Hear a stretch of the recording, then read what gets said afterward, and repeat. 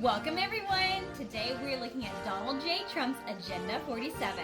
Please note this is not Project 2025, as Donald Trump has said that Agenda 47 is the policies he wants to put in place if re-elected as President of the United States. Let's look at the seventh one today. This desired policy was published on February 1st, 2023, and is called President Trump's Plan to Protect Children from Left-Wing Gender Insanity. So according to this proposed policy, Trump is not wanting to have any gender-affirming care done for minors. So the first thing he says is he wants to revoke Joe Biden's, as he calls it, cruel policies on so-called gender-affirming care, a process that includes giving kids puberty blockers, mutating their physical appearance, and ultimately performing surgery on minor children. He refers to this as a left-wing gender insanity being pushed on children that is an act of child abuse, very simply.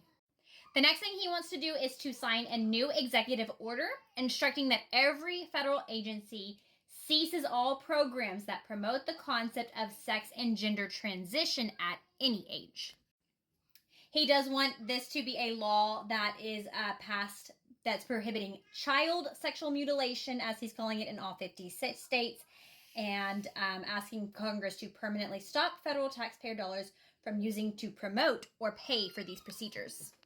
He would like to ask Congress to permanently stop any of the taxpayer dollars from being used.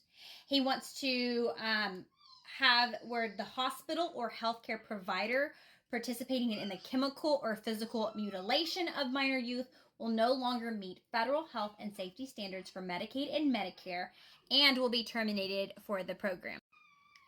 He also wants it to be where these doctors can be sued if they have unforgivably performed these procedures on minor children.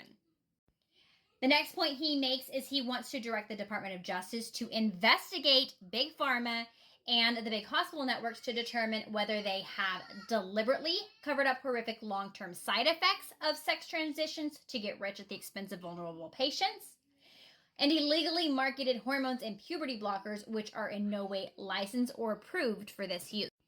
He also wants to make sure that the Department of Education is not informing minors about what could be happening. Maybe you're trapped in the wrong body, using any of that type of language.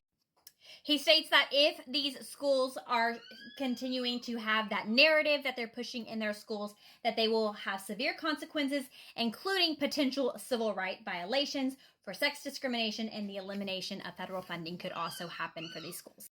Then the next point he makes is that as part of our new credentialing for teachers, they're going to promote positive education. They're going to talk about like the nuclear family, what is the role of a man and what is the role of a mother and a father. What are their roles, and celebrate those roles versus eliminating and trying to erase those genders and what they stand for.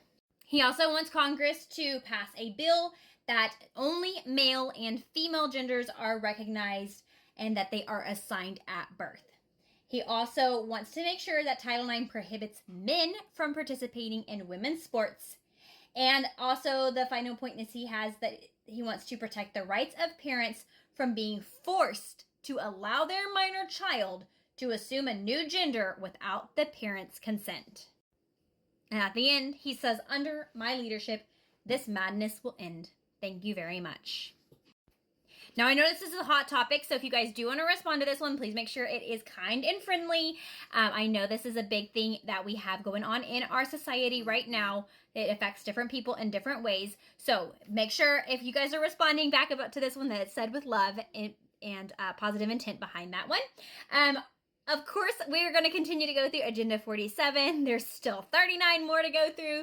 So thank you guys for watching these. I hope you guys are getting some information and that it will help you decide ultimately who you think is the best leader for our country. Looking forward to seeing you guys on the next one. And of course, go to Donald J. Trump /Agenda 47 if you'd like to find out more information.